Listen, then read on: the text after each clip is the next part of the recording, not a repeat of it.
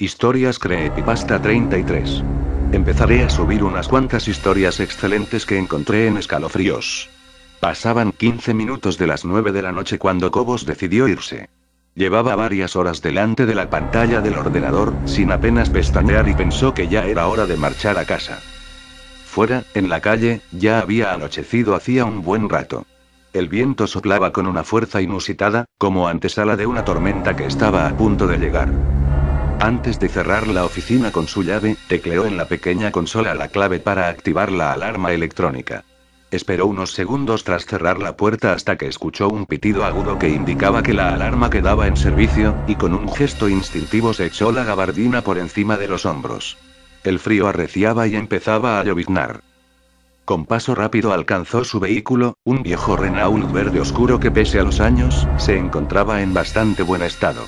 Abrió la puerta y con rapidez se introdujo en su interior. Introdujo la llave en el contacto y en breves segundos una tenue luz dio vida al cuadro de mandos. Giró la rueda de la calefacción al tope, y se dispuso a iniciar la marcha hacia su hogar. La tormenta se fue volviendo cada vez más virulenta a medida que se alejaba de la oficina.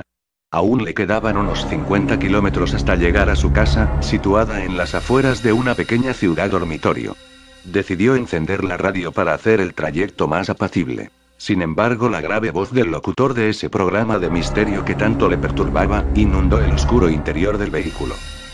Giró a la derecha para incorporarse a la carretera comarcal por la que tendría que transitar varios kilómetros.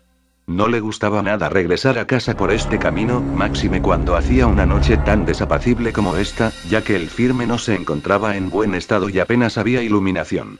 De hecho, se había producido en ella varios accidentes en los últimos años, alguno de ellos mortal. Esto también había dado lugar a habladurías de la gente, que afirmaba que en una curva se aparecía una mujer joven vestida de blanco y con aspecto desaliñado. Cobos no era una persona que diera mucho crédito a este tipo de historias. Sin embargo, tenía que reconocer que había algo en esa carretera que le provocaba una sensación extraña, de intranquilidad. Ya había dejado atrás las luces de la pequeña ciudad, y la oscuridad lo inundaba todo. Solo el resplandor de los faros delanteros era capaz de romper con la negrura de esa noche sin luna. De pronto, una sensación muy extraña se apoderó de él. Se dio cuenta que no se escuchaba ningún ruido, salvando la radio y el sonido del motor y los neumáticos sobre la gravilla. Decidió parar en el arcén sin saber bien para qué, ni qué se encontraría.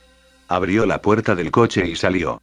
Fuera llovía copiosamente, pero apenas se escuchaba algo más que el ruido del motor y el golpeteo de las gotas de lluvia en el techo del coche.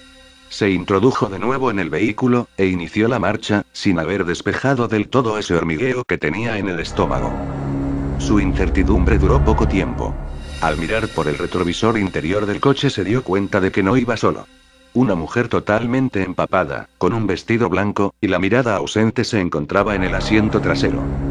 Era imposible que se encontrara allí, el vehículo solo tenía dos puertas y de ninguna forma se podía acceder a la parte trasera, salvo por la puerta del lado del conductor, ya que la otra se encontraba averiada desde hacía varios días y no se podía abrir.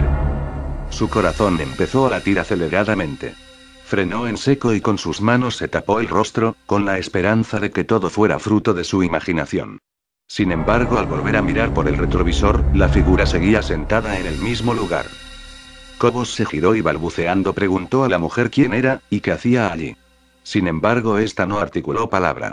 Su mirada seguía perdida Dios sabe dónde. No podía ser. No podía estar nadie allí. No podía ocurrir que esa vieja historia de la mujer de la curva le estuviera ocurriendo a él.